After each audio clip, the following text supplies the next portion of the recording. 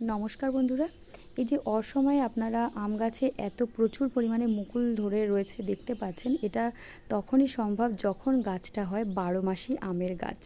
তো একদমই ঠিক বুঝতে পেরেছেন আপনারা, এটা হচ্ছে আমার বাড়িতে লাগানো একটা থাই ভ্যারাইটির 12 মাসি আমের গাছ, যে গাছটা কিন্তু এই অফ সিজনে দেখতে পাচ্ছেন মুকুলে ভরে রয়েছে, আর প্রচুর সংখ্যক আমও কিন্তু গাছটাতে রয়েছে। সেটাও আমি আপনাদেরকে দেখাচ্ছি। এখানে দেখুন কত পরিমাণে আম গাছটাতে ধরে রয়েছে, আর তার পাশাপাশি কতটা মুকুল এসেছে গাছে আবার নতুন করে, সেটা তো আপনাদেরকে দেখালামই।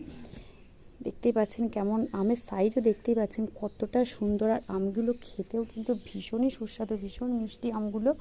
আর আটিটাও কিন্তু অনেকটাই ছোট এর ভেতরে। দেখুন কত পরিমাণ আম কিন্তু এই গাছটাতে ধরে রয়েছে।